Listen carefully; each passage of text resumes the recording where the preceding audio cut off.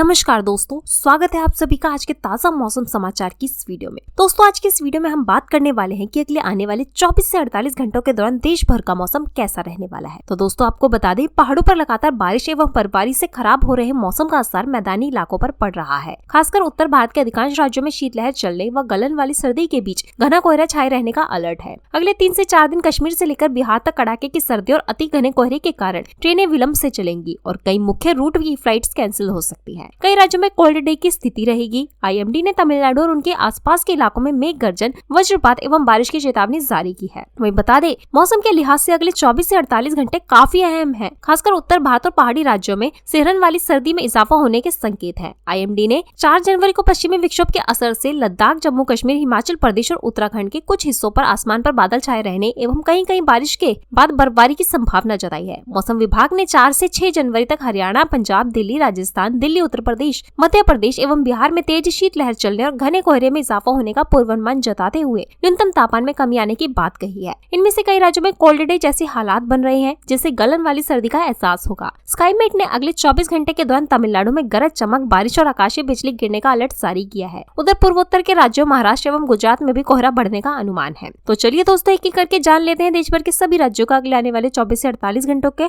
दौरान मौसम का हाल कैसा रहने वाला है। तो सबसे पहले बात कर ली जाए राजस्थान के मौसम की। तो राजस्थान में कई जिलों में पश्चिमी विक्षोभ के असर से बारिश दर्ज की गई, जिससे न्यूनतम तापमान में बढ़ोतरी दर्ज की गई। जयपुर मौसम केंद्र में कहीं कहीं पर हल्की बारिश का अनुमान है। आईएमडी ने बताया है कि प्रतापगढ़ में अधिकतम तापमान 25 डिग्री और न्यूनतम तापमान सिरोही में 7 डिग्री सेल्सियस दर्ज किया गया एवं अधिकांश भाग कोहरे की चादर में लिपटे नजर आ रहे हैं। अगले कुछ दिन अधिकतर भागों में घने से अति घना कोहरा छाए रहेगा और इस दौरान विजिबिलिटी 100 मीटर से भी कम रह सकती है, जिससे वाहनों की गति धीमी रहेगी। मौसम विभाग का अनुमान है कि अब अधिकतम तापमान 2 से 4 डिग्री सेल्सियस की गिरावट होने की संभावना है। वहीं 4 से 6 जनवरी के दौरान न्यूनतम तापमान 2 से 4 डिग्री दर्ज होने और शीतलहर चलने का अनुमान व्यक्त किया गया है। इसी के साथ बात कर ली जाए पंजाब हरियाणा के मौसम की। तो पहाड़ों से आ रही बर्फीली हवाओं के कारण पंजाब में शीतलहर चलने की न्यूनतम तापमान गिरता जा रहा है और घने कोहरे के कारण विजिबिलिटी कम होती जा रही है, जिससे ट्रेनें, सड़क यातायात धीमा पड़ गया। आईएमडी के मुताबिक रविवार को चंडीगढ़ में न्यूनतम तापमान 9 डिग्री, अमृतसर में 8.5 डिग्री, लुधियाना में 10 डिग्री, पटियाला में 11 डिग्री, पठानकोट में 8.5, बठिंडा में 10, फरीदकोट में 9, गुरदासपुर में 7 और एसबीएस नगर में 6.5 डिग्री सेल्सियस के आसपास रहने की संभावना जताई है। वहीं हरियाणा में शीतलहर और सूरज की लुकाछिपी के बीच नारनौल 4 डिग्री, अंबाला में 10 डिग्री, हिसार में 12 डिग्री, करनाल में 10 डिग्री, रोहतक में 10 डिग्री, भिवानी 5 और सिरसा में 10 डिग्री सेल्सियस रहने का अनुमान है। इसी के साथ दोस्तों बात कर ली जाए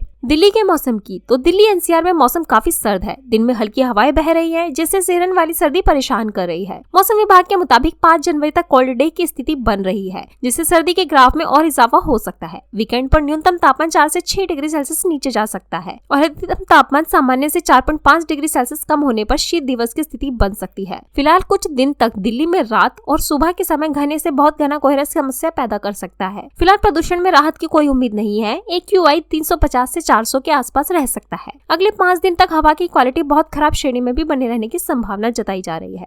वहीं बात करें अब जम्मू कश्मीर के मौसम की। तो जम्मू कश्मीर में पिछले दिनों बारिश एवं बर्फबारी के बाद आसमान साफ होने से न्यूनतम तापमान में गिरावट दर्ज की गई। हालांकि मौसम विभाग ने अगले 48 घंटों के बाद बादल छाए रहने का अनुमान जताया है। श्रीनगर में न्यूनतम तापमान 1 डिग्री, गुलमर्ग का -7 और पहलगाम का -6 डिग्री रहने का अनुमान है। उधर जम्मू शहर में 6 डिग्री, कटरा शहर का 6.3, बटोट का 2.5, बनिहाल का -1 और भद्रवाह का -2.9 डिग्री सेल्सियस के आसपास रहने की उम्मीद है। फिलहाल 5 जनवरी तक बारिश को लेकर कोई उम्मीद नहीं है, लेकिन बर्फबारी जारी रहने से न्यूनतम तापमान में बड़ी गिरावट देखी जाएगी। मौसम विभाग ने कहा है कि 40 दिन के चिल्लाई कलान के दौरान भारी बर्फबारी की संभावना है, जिसका अभी इंतजार है।